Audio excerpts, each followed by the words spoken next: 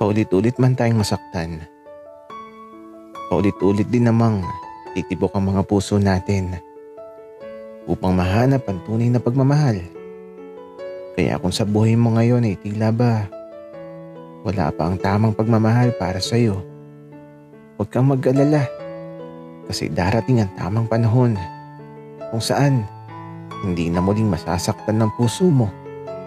Sa halip, pagmamahal na lang ang laging mararanasan mo.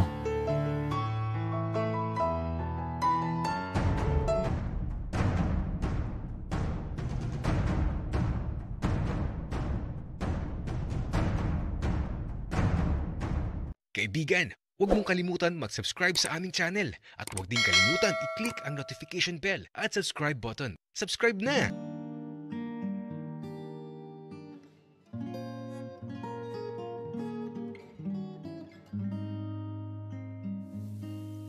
Uy, ganda.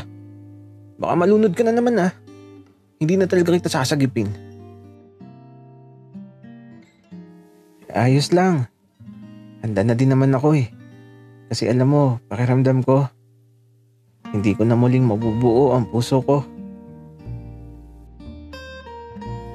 Teka. May problema ka ba? Ano ba pinagdadaanan mo? Wala. Okay lang ako.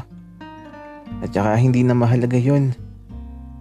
Kasi alam ko naman na darating ang panahon na mawawala na din yung kirot na nararamdaman ko sa puso ko.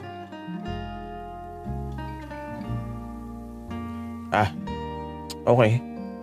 So kaya pala nagpapakalunod ka kasi may problema ka.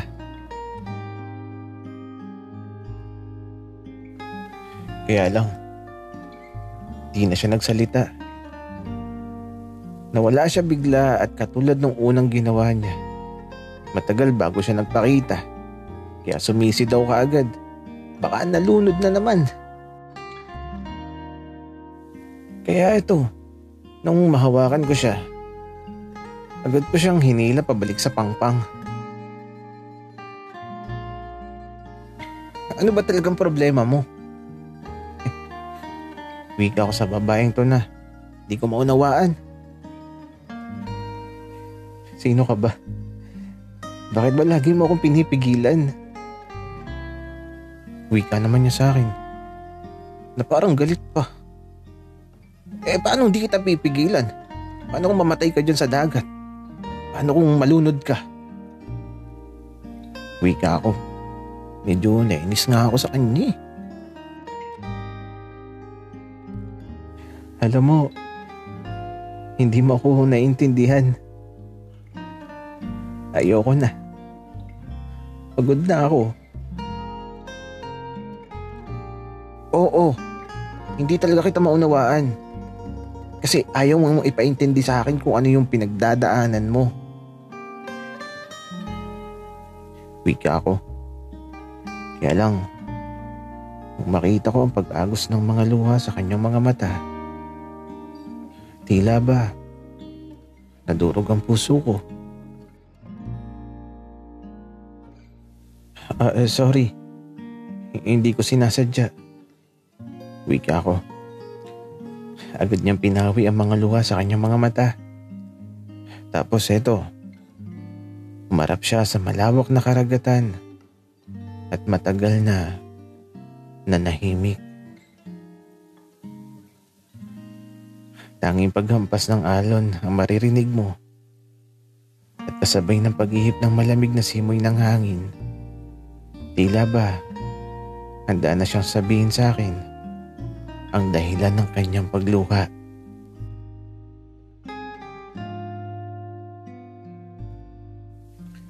Alam mo, Pogi, sabi nila, ako daw yung taong masayahin, walang kinatatakutan, bibo, madaming kaibigan, at lagi nakangiti.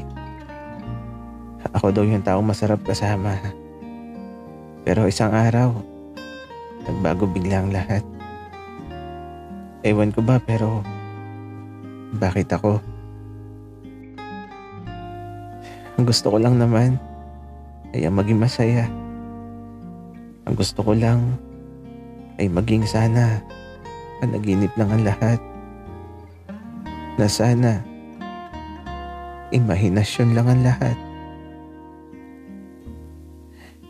Isang buwan na yung nakaraan nung iwanan niya ako. Nagpaalam siyang babalik.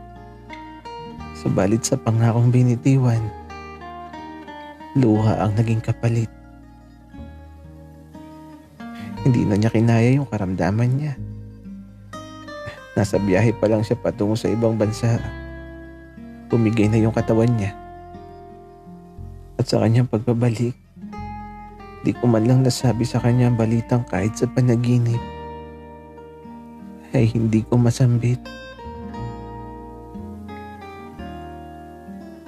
At mula sa alikabok na bahagi ng kanyang katawan, sa karagatan ang huling nais niyang makamtan.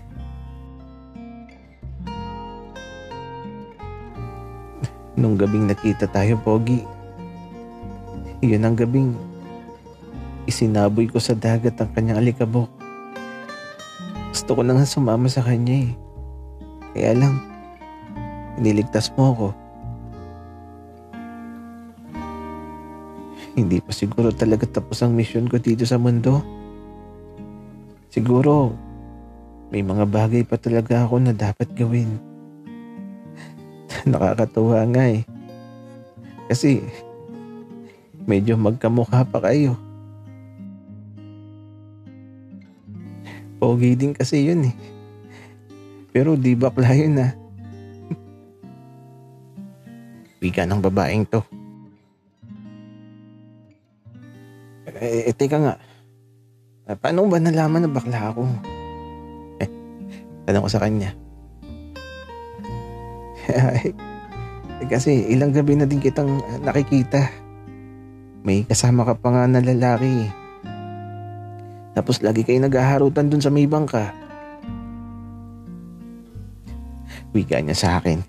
Kaya ito, natatawa na lang ako. Tropa ko lang yun. Wika ako naman. Tropa, pero pinapauga ang bangka. Ay naku, alam ko na yan. Okay lang, tanggap kita. Kahit Bekimon ka. Wika ng babaeng to. Uy, huwag mo pagkakalat yan ha. Wika ako naman. Baka kasi pagsabi niya sa iba. Oo naman, akong bahala. Ano, maligo pa tayo? Nako, tama na. Baka mamaya magpakalunod ka na naman. Hindi na ako magpapakalunod. Alam ko namang di mo hayaan na mangyari yun. Tara na, dali na. Kaya naman ito, dahil makulit siya, pinagbigyan ko. Sinamahan ko nga siyang muling magbabad sa tubig. At sa mga sandaling to, ewan ko pa. Pero ang sabi ng isip ko, huwag ko nang muling hayaan na lumuha ang babaeng ito na sumasang-ayon naman sa bulong ng puso ko.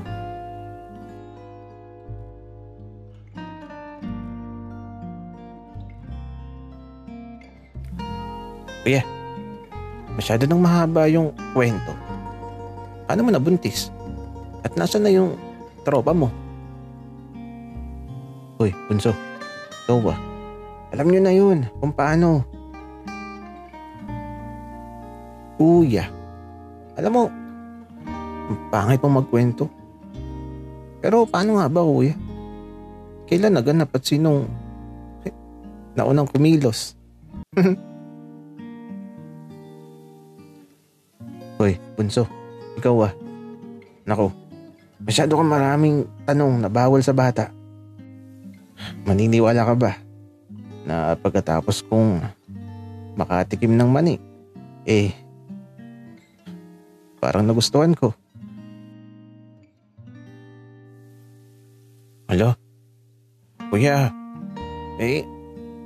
Ayaw mo na ng hotdog? Bunso, ewan ko sa'yo. Basta, yun na yun.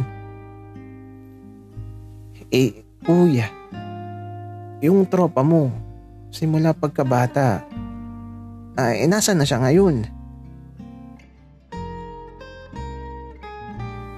Bunso, alam mo, inaantok na ako. Sa next episode na lang yan. Tsaka, masakit pa din yung kamay at daliri ni Big Boss. Di pa nakaka-recover.